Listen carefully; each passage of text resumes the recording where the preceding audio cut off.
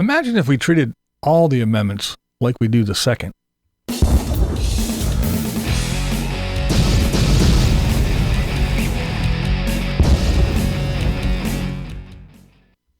Yes, if we treated everything like we do the Second Amendment, let's just think about it for a minute. Well, and we'll take the First Amendment. It contains other things. In this one, there's a bunch of things in there, but the freedom of speech is in there. So let's imagine if that was treated the same as the Second Amendment. Now, while you're in your house, you're fine. Once you step outside, you can't just start talking.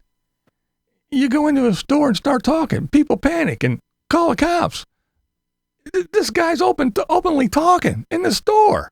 You can't just openly do that. Where's your permit? That's right.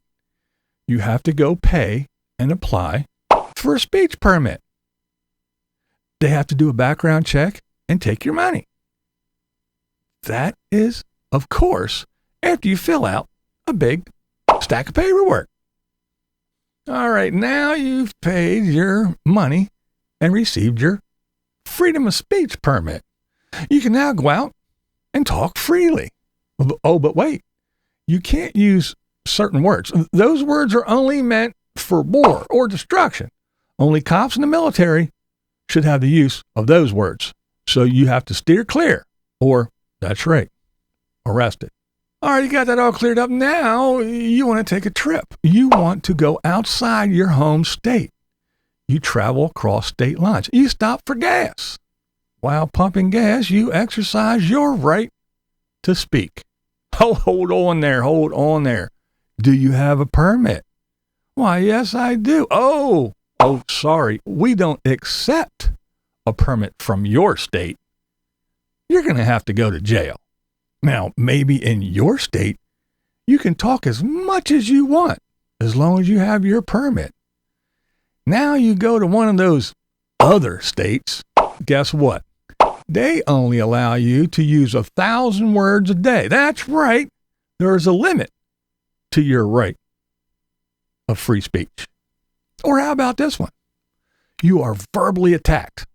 A brutal onslaught of violent words are hurled your way.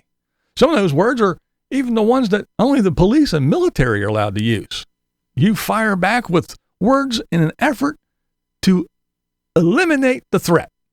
What happens after that? Oh, well, you're arrested, and your attacker, who's been arrested 10 times before, they're set free. You used your right to ward off an attacker, and yes, you are the one that's punished. The attacker's family then sues you for damages because you inflicted mental anguish on this attacker due to your use of words, whether you had a permit or not. It can be applied across the board. Well, even look, the Fifth Amendment. You're being questioned. You state that you want to plead the Fifth. Do you have a permit? Oops. You just got another charge. You can't use your rights without going through the proper channels, paying the proper fees, taking the required classes, and waiting for that time limit that's set. Oh, no. You can't just be running around here using your rights all willy-nilly. You got to go through all the steps. And after you sit down and you get your little permit for your freedom of speech or whatever, and you think you got it all figured out, now you have to remember, it's different in every single state. And you can't use your right, even with a permit, in places deemed off limits or restricted. And depending on what state you're in, this could be a school, a park, a church, a store, or even an entire block or two that they set as this. And you just never know. And you are responsible for being on top of this. You just can't be walking all around willy-nilly, just saying words and using your freedoms. You got to get the permits, and you have to know what the limitations are. Because even though it says you have the right to do this, we're going to squish those rights way, way down. So just think about it.